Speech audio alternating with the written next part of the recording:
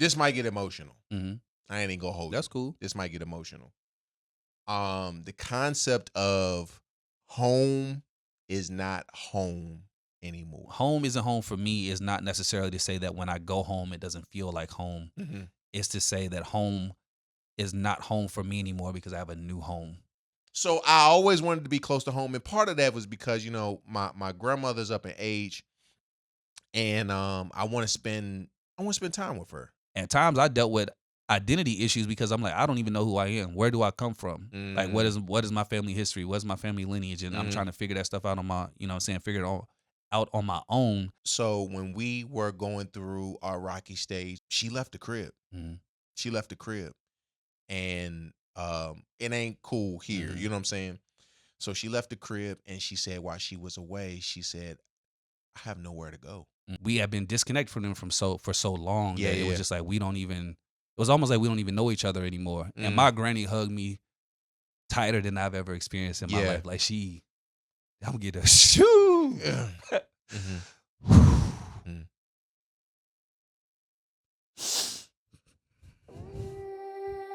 She hugged me tighter than I ever been hugged in my life.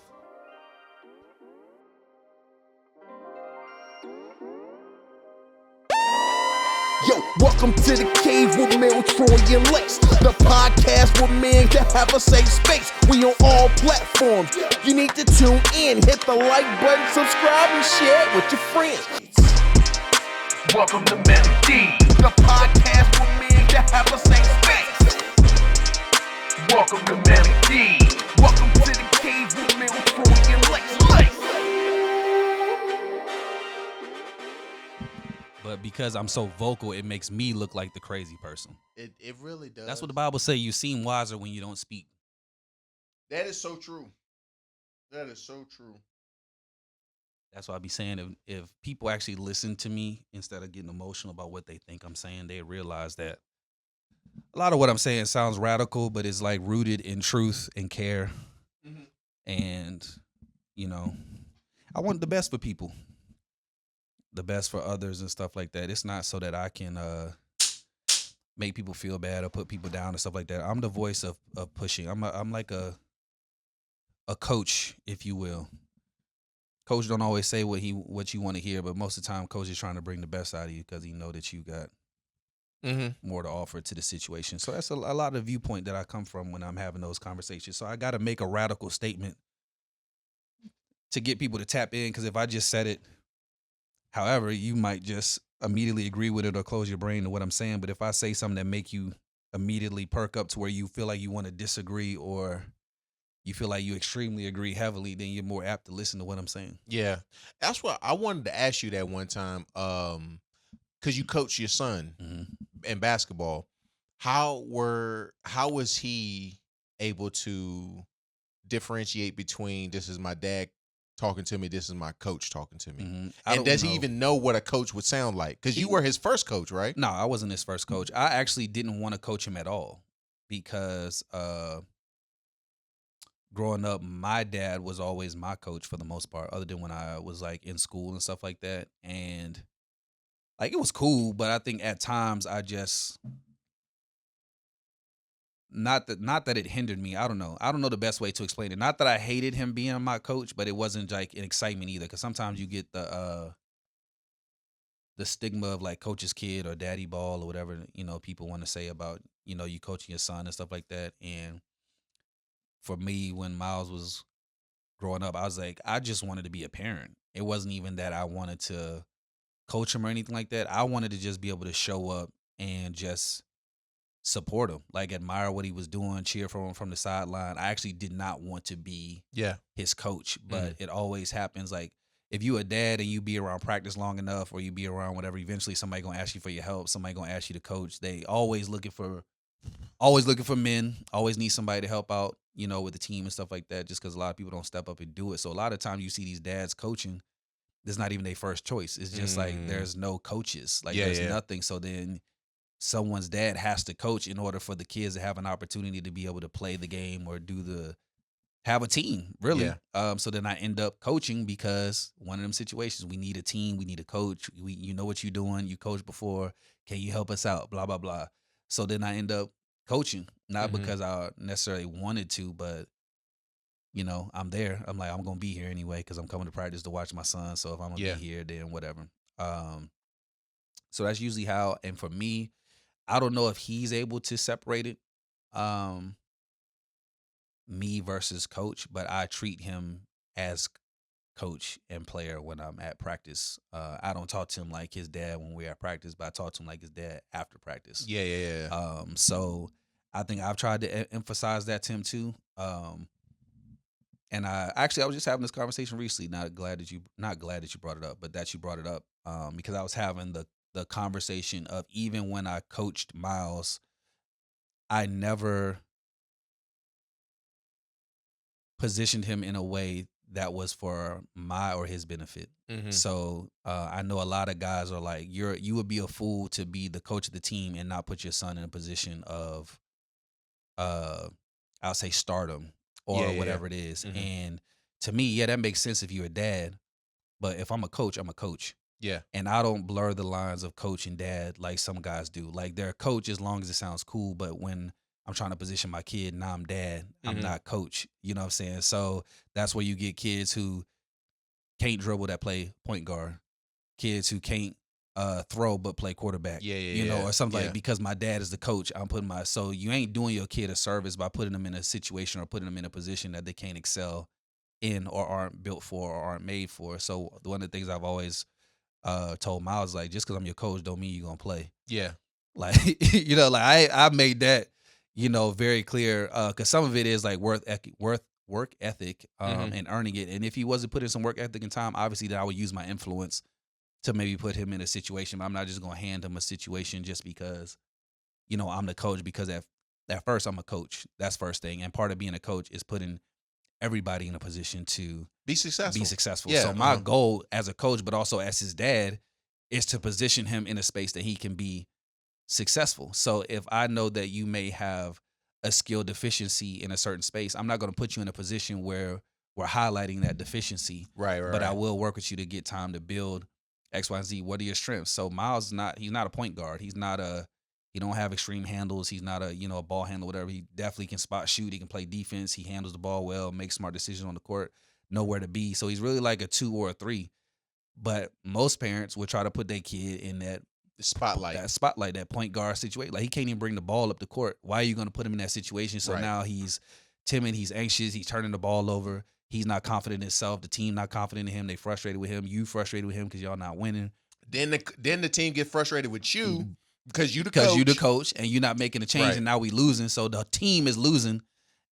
At the at the cost of my desire for me to feel like I'm putting my son in the spotlight, or whatever it is. But so I would position him like, all right, what's best for him? Where does he contribute to the team? Where is he going to be strong? And that actually builds confidence in a way that he wants to keep playing the sport. You're not a point guard, so you're a 2-3. So let's work on some of these other, things that allow you to contribute to the team. So I think that for me is like, coach. I'm a coach first. And then I'm dad after the fact. When we get home, I'll be dad and then coach. But I never wanted to coach him. So I actually thought he didn't like me coaching him because I'm hard on him at practice, just like I'm hard on everybody. I don't give him special treatment. I talk to them a certain way, communicate with them a certain way. So I thought that he didn't like me being his coach. And then I asked him, like, how you feel about me coaching? He's like, I actually liked playing more when you were my coach. Really? Maybe he felt the comfort of his father just being around. He just needed you to be around regardless of you acting coach-like or not. I don't know. I don't know. He didn't really explain why. It just caught me by surprise because I thought that he would probably be like, no, I didn't like it. Yeah, like I didn't like it. You know what I'm saying? I didn't like it or something like that. But he was like, no, I actually liked playing more when you were my coach versus not. Sure. Being his coach, which caught me by surprise. So yeah, but he don't play no more. So yeah, that pisses me off. But I imagine it does. It does. Hey, what's going on, man? It's your boy Melly Mel, aka Melly Badass, aka Meek Mel, aka Favorite Truth Teller, aka if you don't want to know, don't ask me. It's your boy T. Roy, your neighborhood hope dealer. If you need some hope, I got something you can borrow. Make sure you like, subscribe, and follow. And as you can see, Lace is not here. Man, y'all boys go ahead and record, man. We'll get bigger. I got work, man. I gotta be doing. I got a deadline. I gotta make, you know what I'm saying, the clientele, and you know what I'm saying. I'm sorry, fellas. I heard the last minute. Blah, blah, blah. I gotta make sure, you know, that, you know, whatever the journey is, that the intersection. You know what I'm saying? The intersect of the intersect based on the history of the past and where we came from and the holistic journey that happens to take place when we have these situations. Unfortunately, I will not be able to make it. Oh my goodness. Hey man, since we're talking about home, I wanted to bring up this topic, and this might get emotional. Mm-hmm. I ain't even gonna hold. That's cool. This might get emotional. The concept of home is not home anymore. And what I mean by home not being home anymore, I'm more so talking about the concept of back home, where like where you grew up and stuff like that. You know what I'm saying? Like because a lot has changed. You know what I'm saying? One, you're not there. You've developed yourself outside of your home. Wow, that's crazy. You developed more outside of your home, or you've seen more of your development outside of your home, that when you come back, that old person, that old lifestyle that you're used to, it just don't feel the same no more. And you don't feel fulfilled. And I'm gonna tell, this is what happened. This is how I came to this whole situation. So a couple weeks ago, my wife, she was like, hey, I'm gonna go hang out with the girls. We're trying to figure out, you know, when we're gonna hang out. I was like, or what they was gonna do. I was like, why don't you just tell them to come to the house? I'll leave. Y'all just have the whole house to yourselves of the weekend. It was my wife and 4 of her friends. They just came over to the house. They're just chilling, right? The whole weekend, they enjoying themselves. I said, I'll leave and I'll go do something. And I was trying to do, you talk about self-care? I was trying to do some self-care, bro. I ain't gonna try to keep yourself busy. Yeah, bro. Like, that's when I hit y'all up. I was like, hey, man, y'all trying to go to the beach? Like, just random, just randomly. Y'all trying to go to the beach? Like, we could go hang out, whatever case may be. And all my friend groups was like, nah, I got stuff to do. Kids going back to school. You know, we need to make this weekend count. You know what I'm saying? So here I am with the free weekend all by myself. Matter of fact, you was going on vacation. Yeah, that's where you was going. And here I am with a weekend by myself. I was like, well, can't go to the beach. Let me go for a hike, right? And let me go to one that has a great waterfall, because this is a new thing I'm trying to explore. You know, midlife crisis, you start trying things that you don't do. So I was going to go to this spot about 2 hours away from the crib. The problem is it was supposed to rain that weekend. Well, it's like, well, what's the purpose? I'm not going. First of all, I don't like to hike, and hiking while drenched in rain, I ain't trying to do that. So I was like, I'll just go home. And the thought of going home was like, nah. Which is funny because I love going home. That was one of the things my wife got mad at me about when we was first married. She was like, you go home too much. You know what I'm saying? You like to. I used to tell you that too, though. For real? It was always when we was trying to get together to do something. You was like, I'm going home or something like that. That is true. And my wife even got on me because she was like, I'm not sure if you realize this, but we don't venture out as far as like possibilities of places where we can live. Because when we was living in Maryland, trying to find a different place to live, the places I was looking at, North Carolina, Virginia. They were still right around home. And then when we got to Lynchburg, when we moved to Virginia, we was looking for more places to move to. North Carolina, Virginia. It's still like an hour and 15 minutes from home, though. That is true, but she was like, "I'm not still sure. close enough for you to go." Yeah, because, bro, I don't talk about this that much because you know it's missed opportunity. But I got a job offer to work in Pennsylvania, Pittsburgh actually. Old colleagues of mine went to go start up a new school, and they was like, "Hey, Troy, you were excellent when we work with you here. Won't you come up here and work with us up here?" And bro, it was so tempting. Because I could basically call my own shots and do things how I wanted to be. They was like, you just come up here and do you. They want me to just be Troy. And bruh, if I can get paid just to be me, that's all I want. You know what I'm saying? I also got a job offer in Michigan. to work at a medical school there, and I got another job offer to work in Alabama. And every time those opportunities come up, I was like, Too far from nah. home. And my wife was like, "Do you not realize this? This is a pattern." I was like, now that you bring it to my attention, I guess it is. So I always wanted to be close to home. And part of that was because, my grandmother's up in age, and I want to spend time with her. Bro, if you living in another state and you not that keen on flying back and forth, and driving's getting old, bro. It ain't like what it used to be. Like I used to take 4 or 5 hour trips like it won't nothing. I ain't never liked driving. If the drive is longer than 3 hours, I'm gonna get irritated. Like three hours is where like I'm like, all right. But if it's more than 3, I'll be like, I ain't trying to make this drive, bro. Because once I've been in the car that long, I'll be ready to get out. I need to get out. I took a drive to I drove to Tennessee 2 years ago to go see my sister, and I was like, this is the most torturous drive. It was 5 hours. And the bad part about it is you hit a lot of dead spots, so now my YouTube ain't working. I download my stuff before. You know what I'm saying? I should. I don't got the premium. I should get the premium. You got the That's premium. what I'm telling you. I'm never going back. Now that I have YouTube Premium, I've had YouTube Premium for at least 8 years now. After I knew what it was like to have YouTube Premium, that's one subscription that I'm never going to cancel. I'll get rid of a lot of other stuff, but I'm not getting rid of YouTube Premium. And I think but do you have TV with that too? No, I don't have YouTube TV. I just have YouTube Premium. Premium. All right. But I think I don't know. I think you might get YouTube Premium if you buy YouTube TV. But I could be wrong. Don't quote me. Okay. But if you, that's one subscription I'm never getting rid of. So, it was a pattern that wherever we live is going to be close to home somewhere. And then right now we're an hour away from home. Previous to that, we were an hour and a half. Prior to that, when we first got married, we were 5 hours. You know what I'm saying? So, home is always home, bro. That's where your family is. It's where you got good memories. You know where everything is in town, all this type of stuff. And this going back to this weekend where I had by myself, and I was like, where am I going to go? I can go home. And then I was like, nah, I'm gonna get a hotel in the city right next to me, and I'm just gonna chill there. Which was a great decision, because you don't realize when you're by yourself, bro, you're able to think.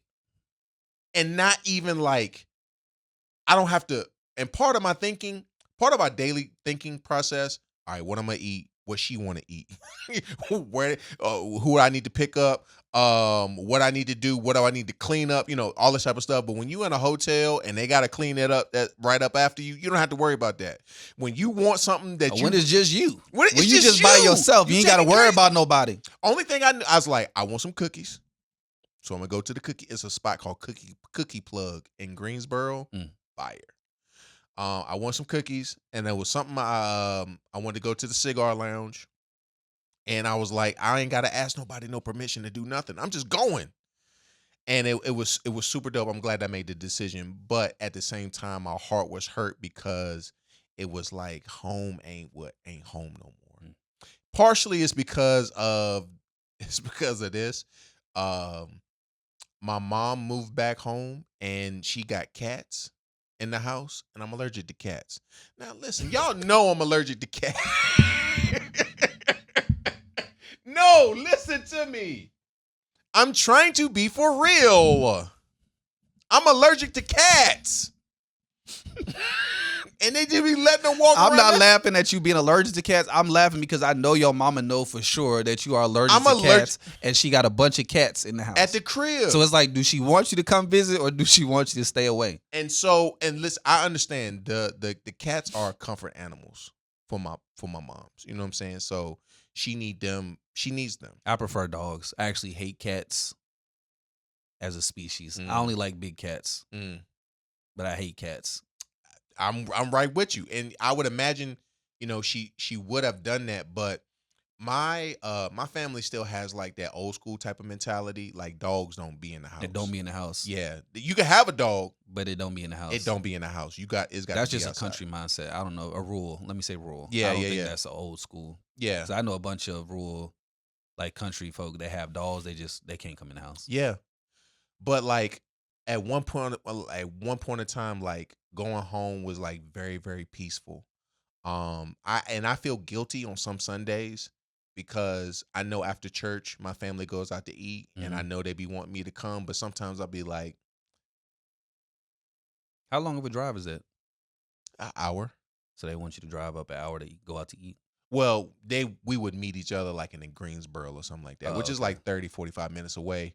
But with like right now, like when you get, and that's another thing, when you get into routine, your routine is your routine. You know what I'm saying? And so I've been feeling guilty about Boy, that. get a house and get a routine, boy. Bruh, that's what it is. Boy, get a house and get a routine. I'm trying to tell you. I'm the same way. Yes. Now, Yeah. I got my own house. Yes. I'm not coming. So I'm going home. So that leads me to my next point. My new home is the where I space that made you home. build. Yeah. Like I built this. Like and this is the concept. I'm not sure if you ever heard this before. Family are the people that you were are friends that you were born into. Friends are people that you chose. Mm-hmm. My wife is somebody that I chose. Mm-hmm. You know what I'm saying? And so I chose to do life with it. And I'm not trying to say that I would never choose to do life with my family. I love my family. Mm-hmm. You know what I'm saying? But my wife is who I chose. And so we've built this relationship with one another. It's like I like being around you, and sometimes I could just be around you and be all right. And so like going home just ain't what it used to be no more. So is it the people? Do you feel like the environment has changed, or you feel like you've outgrown the environment of home, or does home remind you of something that you don't want to think about? Because I have a different view on home, and I'll share mine after you. But home is not home no more, but the perspective of home being different is. Yeah, I ain't gonna hold you. It is kind of hard to see like grandma slowing down. She ain't slowed down, but you can see she kind of slowing down a little bit. So that's tough to embrace. And then also too is just like whenever I hear anything about like back home, like right now, it's more consumed around like death. So like we go back home for a funeral. We go back home, or I get a phone call, such and such died. You know what I'm saying? Like, and it's like the childhood that you had that you once, were used to is now crumbling. And there's not a lot of joy that comes out of it anymore. So it's like negative. Yeah, it's kind of negative. And the people that used to hang around, like, they got lives now. You know what I'm saying? Like, it was nothing for me and the cousins to get up back in the day. And it could be a random day throughout the week. We'd be like, let's get up together. You know what I'm saying? But now you got to call and you got to schedule stuff for people. I can't do this day. You know what I'm saying? Like, it's not as much as what it presented back in the day. And then on top of that, where I am right now is really, I really enjoy it. I say this one last thing and I'll let you go. I didn't know. My boy's a pastor for real. Yeah. I just one last point and then I'm gonna let y'all go. I'm gonna let you rock. I didn't know what that really meant because at one point my wife kind of said the same thing too. So when we were going through our rocky stage between 21 to 23, she left the crib. She left the crib, and it just so happened to be her birthday weekend. So it's kind of like I'm leaving the crib to go celebrate my birthday because it ain't cool here. You know what I'm saying? So she left the crib, and she said while she was away, she said, "I have nowhere to go. I got friends, but that's not a place to. I mean, they got family, so I'm really impeding upon them, and I can't go back home because one, it's so far away, and two, no one has accommodations for me to even come to stay with them." And we basically came to the conclusion, like looking at each other, like, you are my home. And so home ain't just what it is no more, bro. It's like we created our new home, and now we have to embrace what we have and where we are. I'm done. I was letting you rock. Like you were sharing a real perspective. I was just trying to get to the root of where you feel like home isn't home anymore. For some people, home doesn't feel like home anymore because the people have changed. Yes. Or so then you go back home, you feel like this is not home anymore, or you feel like you've kind of outgrown the space or the people, or you don't want to go because it reminds you of something negative or different things like that. That's why I was trying to ask, like, where in that space were you? Home for me not being home anymore. When you said it, I felt it because home isn't home for me is not necessarily to say that when I go home it doesn't feel like home. Mm-hmm. It's to say that home is not home for me anymore because I have a new home. Mm-hmm. And I'm learning how to build a new home. Yeah. And that has been hard for me. Even when we were in the Berg, it was hard for me to build a new home. Yeah. Like I don't think people really understand how homesick I get sometimes. Like I know we joke about, the DMV and all that. I'm a DMV to the core. Like I grew up on 95. Like you know what I'm saying? Like that's what I know. That's what, like, go-go is me. I am go-go. Like, you know what I'm saying? Like I know you can't stand it, but just like home, like be DC home, all that, like that is me. When I, like, a lot of people hate the city, they hate the pace, they hate the noise. Like for me, I feel like I'm at home. Yeah. When I go home, like the traffic don't bother me. The noise don't. Honestly, when I'm walking in the city and there's a bunch of noise around me, I feel more at peace than when I'm like sitting in silence or sitting in quiet, or like all that is peaceful. But I'm like, I need the sound, I need the noise, I need the lights, I need, you know what I'm saying? So it's like being away from that, even in the Berg, no one could understand how limited I felt, like how closed off I felt. You know what I'm saying? The Berg, I definitely could. But understand. I know people. No, but a lot of people were like, "Oh, you think you're better than us, or you think you're better than Lynchburg, or whatever." It's like, it's not that. It's just like, well, first of all, yes. It's not that not that I think that I'm better than the people, but I knew that the city wasn't for me. I knew that area was never going to be enough for me. I knew it wasn't going to be. I wasn't made for it. Sure. It wasn't made for me. Yeah. But I was in that space because that's just where I had to grow or I had to learn or whatever, for the time being. But even then, even though I was a few hours away, I would just be extremely homesick, and it was hard for me to build a home away from home, and all I wanted to do was go home. Like even in the Berg, I was like trying to get back home, like and everyone used to always say, well, if you want to leave so bad, why don't you just leave? It's like, I'm trying. I'm trying. Like, I'm trying. Like I'm trying harder than to leave because I'm trying to go home. Right. And it just couldn't land a job to save my life, no matter what, even with connections. And I'm talking about family, friends, all type of stuff. There's no reason why I shouldn't have, couldn't have been able to get a job, no matter what it was that I was trying to do. Mm-hmm. And even with the connections, even with the community and everything, it just never worked or whatever. I could not do it. And Charlotte was on the bottom of my list of places to be. I never even wanted to move to Charlotte. Oh, really? I did not want to come to Charlotte. Yeah. At all. Yeah. Like Charlotte wasn't on my list of places to live. It wasn't a place of interest at all. It wasn't even a place that I researched to be in, because I wanted to go. That's the only place I wanted to be, was home. Because I felt comfortable there. And a part of me just, missed my family a lot. Because, we grew up in the DMV, and obviously I talk about it all the time. Both of my parents are from Gary, Indiana. So most of my family's in the Midwest. 90% of my family lives either in Gary, Indiana, or Indianapolis, Indiana. And they don't frequent this side of the nation quite a bit. So I grew up apart from my family. So the home that I knew and the family that I knew in the DMV was my dad, my sister, until my dad got remarried and, had 2 more kids, and I got 2 extra brothers and stuff like that.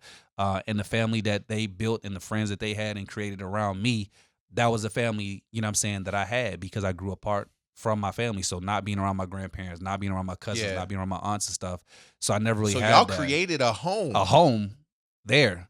Because I didn't have that family experience that a lot of other people had, where they could drive an hour up the road and have dinner on a Sunday with their family and stuff like that. So for me to leave the family that was created and try to build a new home, it felt like another situation where I was apart from family and I didn't have nobody, and now I'm trying to rebuild a family again. So I had to do that you know what I'm saying, in the burg and stuff. And then all the family, the friends that I chose, the family that I was building, started leaving. Everyone started leaving, which was crazy because I was the one that wanted to leave. And everyone else was kind of just woke up one day and was like, I think we want to try something new. We're going to leave. And dipped.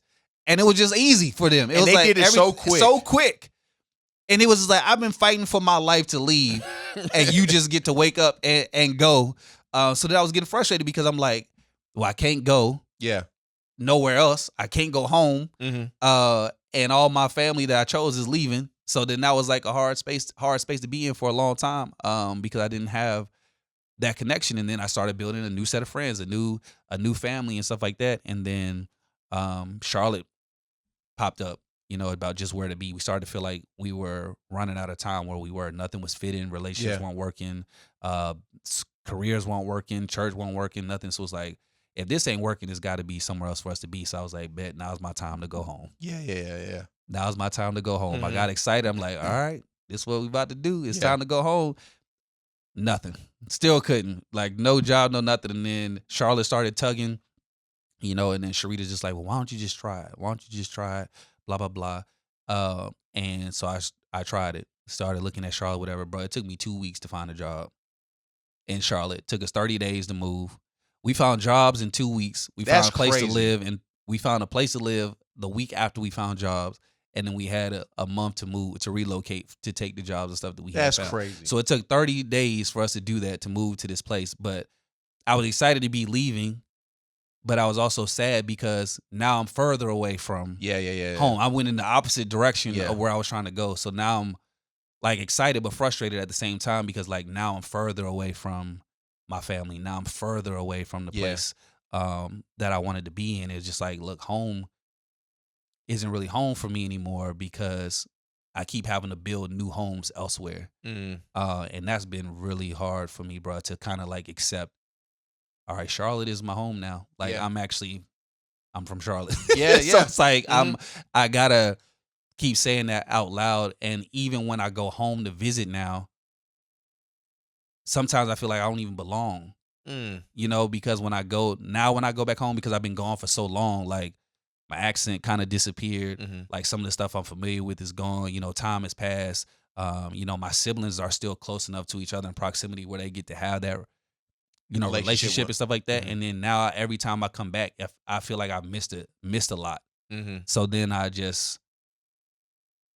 it's like frustrating almost. Because like, why can't I go home? Why do I always have to keep building a home away from home? Why is it so important for me to continue to be isolated? You know what I'm saying? From you know what I mean? Like I don't know. Of course there's somebody somewhere. I don't know too many people who don't want to have family. Like who don't want that experience, who don't want to know, you know, their cousins and things like that. Maybe people who have family beef are like, can't stand that. But for someone who hasn't, it's like at times I dealt with identity issues because I'm like, I don't even know who I am. Where do I come from? Like, what is my family history? What's my family lineage? And I'm trying to figure that stuff out on my, you know what I'm saying, figure it all out on my own.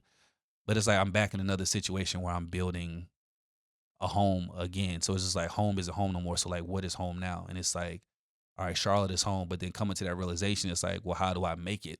How do I make it home? How do I make it my home? How do I find peace in this being the space that I'm supposed to be in? Because all I've ever wanted to do is go home. Go back home. That, you know what I'm saying? So it's just, home isn't home. And it weighs on me sometimes. And I was just talking to the guys in the group chat about this. Like, I do be getting like homesick. Because I want to, even if it's for a couple of days, I just want to go home. Now, are you getting homesick because of past ideas of what home used to be? Because for me, that's what it is. Like, home used to be where all my cousins were.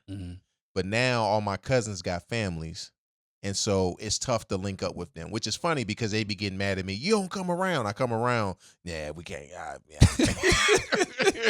You know what I'm saying? It's like, I think what it is when they say I don't come around is that they want me in that moment. You know what I'm saying? But they can't actually have the time or the capacity or the space in order to, if I were to be around a little bit more, because they'd be like, I just found out you was in town. I was like, yeah, I was going to hit you up. It's like, you should have. Okay, could we have gotten up? No, but it would have been nice to know you was in town. It's like, come on, man. But yet the reason why I asked that question is because I do remember like the holidays. I remember hanging out with families, I with cousins and stuff like that. I remember like being. This is one thing I even remember being in the house and I don't do nothing all day.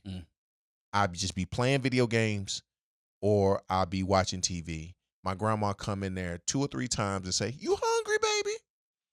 And she'll go get me something to eat if I want. You know what I'm saying? And nowadays it's like, my grandma, even though she is of age, she still got 3 jobs, and so she be in and out of the house.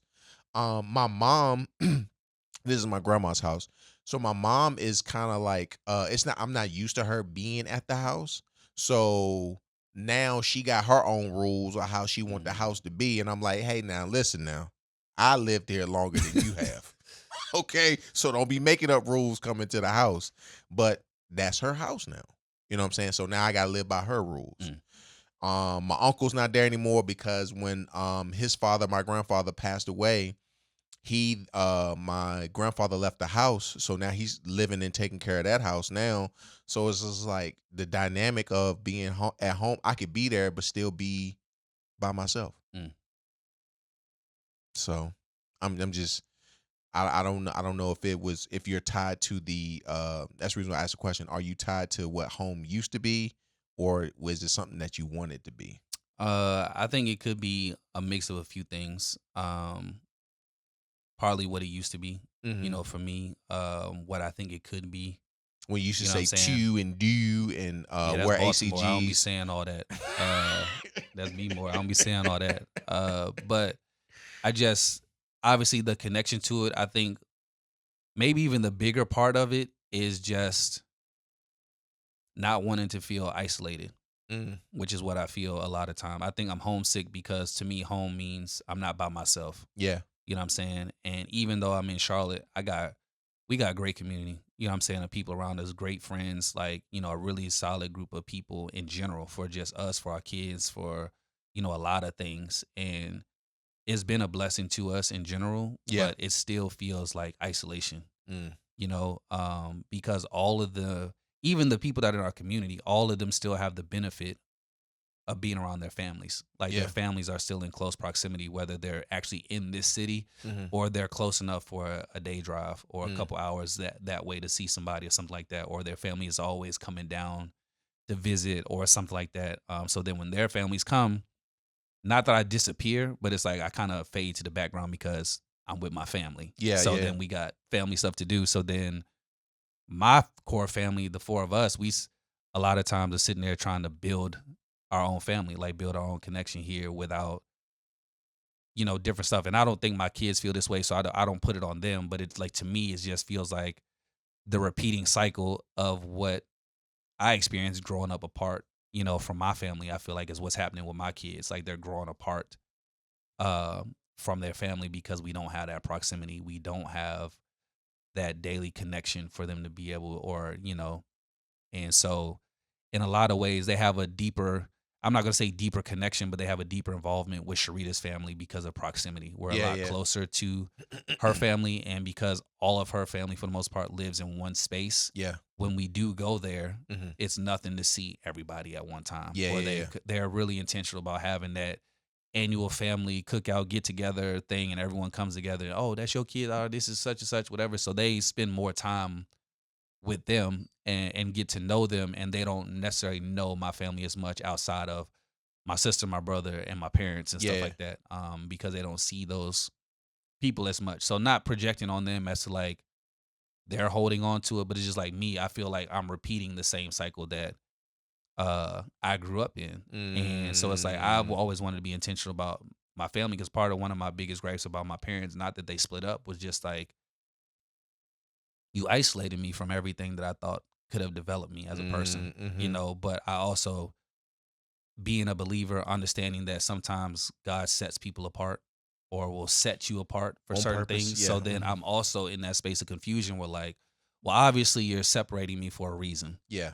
So then what's the reason? Yeah, What's the reason? Like, when is it going to make sense? When is all this isolation going to make sense? When is all this separation going to make sense for whatever it is that you have for me or whatever it may be. So I think for me, homesick is more so about not feeling like I'm by myself or feeling like I have that, family connection and stuff. Because legit, most of the time when I'm not at home, it's like I'm by myself because I really am by myself. Like if my friends are busy, we ain't got nothing. I ain't Yeah. got, you know what I'm saying? So I think that's what it's more so about for me, not necessarily uh, a dream of what it could be, but more so of what I know that it represents when I do go home. So I'm curious. I play with this idea a whole lot. I think this is the feeling of being an adult. And I oftentimes ask myself the question, well, how do my parents feel? And how does the generation before me feel? You know what I'm saying? Like, I give you an example, like, your dad left Gary, Indiana. He was out there by his darny in Northern Virginia. Like, I'm pretty sure he felt some type of way. Oftentimes the what's it called? The person for our family was my great grandfather. Like, if he was alive, everything was okay. What's that thing that's under at the circus when they walk across a tightrope? What's that thing that's Just a net? Yes, and what is this called, a net? I don't know if it has a name. I just know it's a net. I don't know.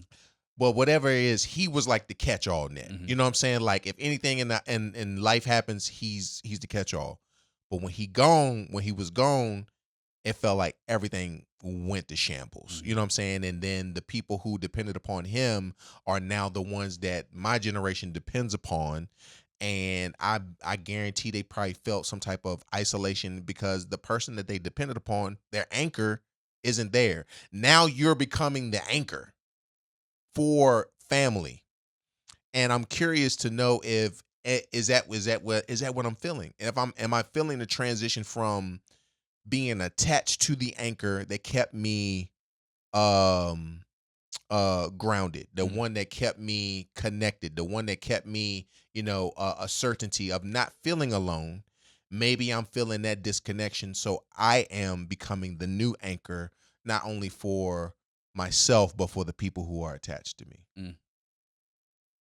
And I oftentimes think about that because I'm like, our parents never talked about it, but I'm pretty sure they felt the same things that we're feeling right now. I think that he felt it. I think my dad's situation is a little bit different because he always said that he knew when he graduated that he was leaving Gary, Indiana. He knew he never wanted to. So Gary was never home for him. Never a place that he wanted to be. General, just after high school, he already knew he was leaving. So he wrote his ticket for the military before he even graduated because he knew I'm not staying here. Yeah. And he knew that. So I think that my life was a manifestation of his decision to not be in Gary, Indiana. So I don't think that it bothered him as much about being isolated because he wanted to get as far away from there as he could. Yeah. And through conversation, he was really intentional about keeping us from Gary, Indiana. Yeah. Like he's said that out loud, like to me plenty of times. Even when I go home to this day, when I like go visit my family and we hit the city, we go into Gary and stuff like that, he's always like, "Hey, go see your family and go home." He said that he give me the same, even to this day, give me the same message every day. Go see your family and go home. That's it. He's like, just see your grandma, see your aunt, your cousin, whatever, and go home. And he's been really intentional in his life and mine of keeping us from there. And I'm sure that's from his own childhood experience of understanding, what Gary is, what it could turn into, just some things that our family has experienced, decisions that some of my family members have made that have landed them dead or in prison or whatever it is. So I think in his mind, watching that, he was like, I want to be as far away from this as possible. And when I have kids, I don't want them to be anywhere near whatever. But to me, I grew up angry with him for a long time about that because that's what you wanted. Yeah. That's not necessarily what I wanted. Uh-huh. I want, you know what I'm saying? Like in your desire to protect me, it made me feel like I was robbed of something that You know what I'm saying? That Yeah. time can't replace that, and I think that's the struggle of being a parent sometimes is you want to do what you think is best for your kids, or you want to put them in a certain situation or position where they're not experiencing what you experience, and you want to chart something differently. But at what cost? Yeah. So he charted something differently. Obviously, I'm doing well. My family's doing well. I got, all of that. So the cost of me being who I am was at the expense of not knowing family, not growing around family and things like that. So in someone's eyes, it's like, well, it worked out because look at how you turned out. Yeah. Physically. Yeah. But internally, that's been hard for me to overcome. Like it's in my lifetime, it's been hard, like a challenge. Yeah. You know what I'm saying? For me, because of that same thing, feeling by myself, feeling isolated, feeling, disconnected, feeling alone. But what can family do to not like, what can they do for you to make you not feel alone other than just being around? Or is that just all you need? I think that's just it. Just being in the proximity. You know what I'm saying? Sometimes because it's really just the lack of experience is the only thing that's coming to my head right now to explain. It's the lack of experience. Whereas it's literally like when you go visit home and everyone is sitting around sharing stories and talking about, you remember when blah blah blah, or someone passes and everyone's looking through photos to try to find photos for the obituary or something like that, and there's all these pictures, there's all these photos of everything and everybody, and you ain't in none of them. And it's like with a grandparent or with an aunt or someone that you close to, and it's like everyone else, regardless of family struggle, regardless of if there was beef or anything like that, had an opportunity to have this experience with this person. Yeah. And I don't. Like, I don't have this bank of pictures with my grandparents that I could just pull out when I want to. Yeah. Or a bunch of, different just experiences, memories to talk about and stuff like that. Because, my parents split when I was young. I think I was turning 5. My sister was 4. We're like a year apart. So it was really young that my parents split. And after my parents split, my mom stayed in Northern Virginia for a little while, but then she went back to Indiana where she was from, where she was comfortable. Yeah. And some of my cousins had lived in Northern Virginia with my mom too. So back in the day, back in the day, we lived in Northern Virginia. We lived out Alexandria for a while. And my dad was there, my mom, and her sister's kids, they were old enough, they were of age and stuff like that. And one of my other cousins, they actually lived in the area. So I had a few cousins. Yeah. And after my parents split, they all kind of just went back home. Yeah. Everybody went back home. So then we lost that too. But then because my parents beefed for so long, it was like 6 to 8 year gap before I even saw my mom in person again. Because Really? my parents would beef hard. And this is before FaceTime and all that type of stuff. Before text messages, before anything, bro. Like my parents split, and it took them almost 6 to 8 years to get to a point where they could be cordial with one another. Yeah. So they went through the whole custody battle thing, and my mom ended up losing the custody battle. That's how we ended up living with my dad to begin with. My mom lost the custody battle. Yeah. I don't think that my dad trusted us going to visit her or anything like that. So for years, we didn't see I didn't see my mom in person. The most I did was talk to her on the phone, and different things like that. And it wasn't until quite some time, I think I had to be 10 years old. I think I was 10. We were finally able to go visit my family, and I think whatever agreement they had was my mom had to get us there, and I guess my dad would get us back, whatever. So I don't know what financial situation or happened or whatever like that it was, but my uncle at the time, he was a truck driver. Yeah. He had a trucking business, and him and my aunt were doing routes, and he was like, "Look, we got to go through that area." Legit. He was like, "We got to go through that area, whatever. Yeah. So if you want, we could pick up the kids for you and just bring them back to Indiana when we come." So Yeah. legit pulled up with an 18-wheeler. legit pulled up with an 18-wheeler to my dad's house at the time. My aunt, my uncle Greg, my auntie Rita, they was there. So me and my sister got in the 18-wheeler with him, finished out them routes. He let me pull on the little, you know what I'm saying? And helped him do his routes and made our way to Indiana. And it was like we had been gone for so long that by the time we got there, everyone met at my granny's house. And it was kind of like that scene in Antoine Fisher at the end when he found his family and everyone's piled up in his house to see me and my sister because it had been so long that we had been in person with any of them. Yeah. And it was just like nothing but tears in the room because we had been disconnected from them for so long that it was just like it was almost like we don't even know each other anymore. And my granny hugged me tighter than I've ever experienced in my life. Like I'm gonna get a shoo.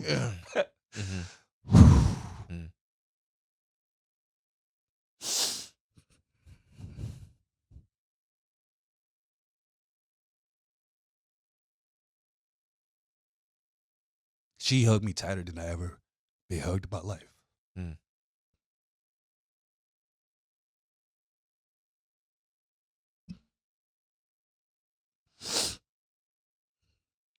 And those were like some of the greatest times of my childhood because after that,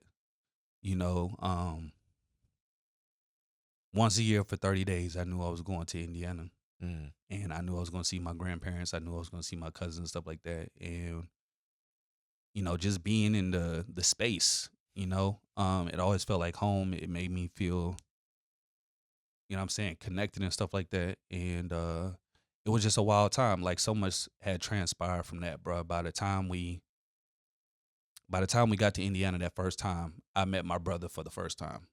Oh, for real? Yeah, like my parents had been How old apart was he? for 2 years old. How old were you? 10. 10? So our parents had been apart for so long that so much had transpired between, then. So I had a whole brother, you know what I'm saying, that I didn't know, that I didn't grow up around, that I didn't, get to see. And he was alive for, 2 whole years before I even got to meet him. Yeah. So all we had was like phone calls, like phone conversations and stuff like that. And obviously he can't talk, he Right. he too. He can't, he can't talk or nothing like that. So, that was the first time we met each other, and growing up and stuff. But then because our parents were so far apart, him and his dad and my mom, they ended up splitting up too. So then he ended up living with his dad too. So then he go with his dad, and they moved to Atlanta. So then he grew up in Atlanta separate from us. We live in Northern Virginia. My mom lived in Indiana.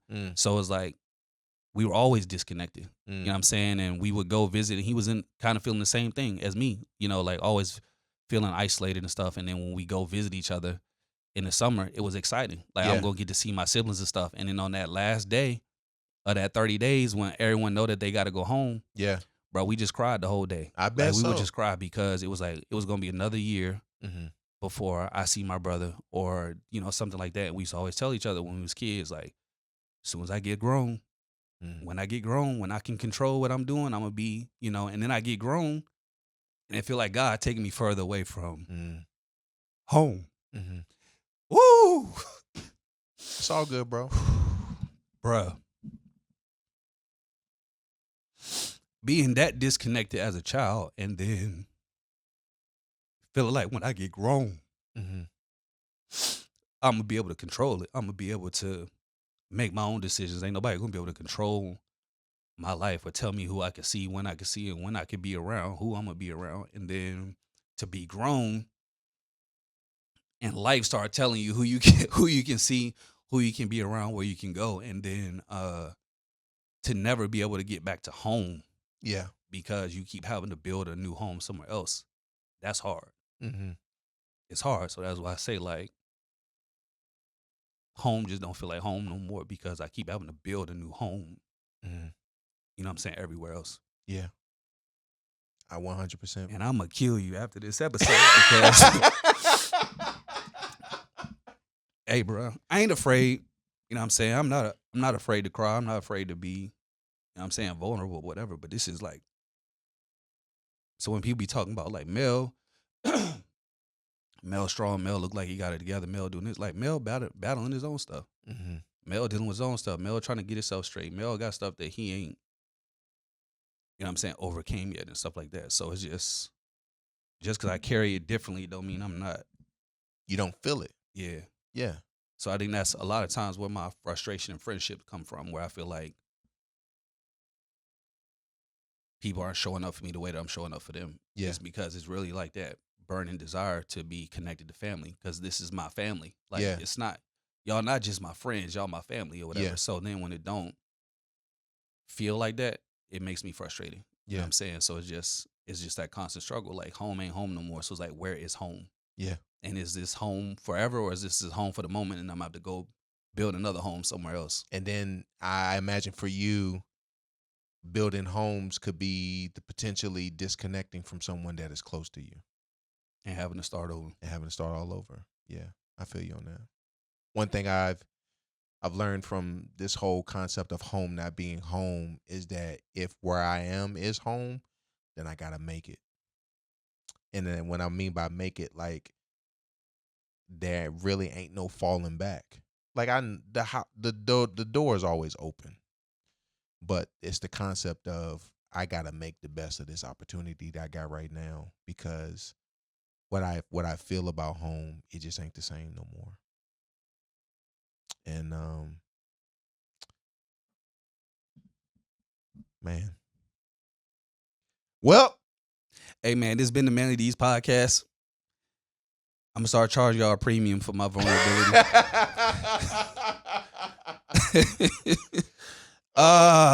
Hey man, sometimes you just gotta talk about it out loud, bro. Yeah. I'm not an emotional person, but this conversation definitely. I thought I was gonna be the one to get emotional. Bro, it maybe pulled something out of me that I didn't even know I was still dealing with. So just the realness of this conversation, you know what I'm saying? Just the impact of things you don't even remember about, you know. So yeah, I mean, I appreciate it. But yeah, I'm gonna start charging y'all a premium for my for my vulnerability and stuff like that. But nah, yeah. Finding a new home. Yeah. All right. It's been the Manly D's podcast. Your boy Troy, Melly Mel. Lace, where you at? We out. We out.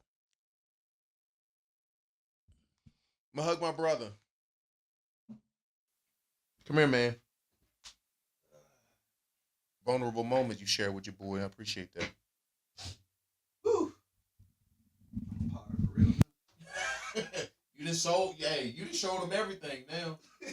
You just showed him the emotion of anger. You showed the emotion of joy. Now sadness.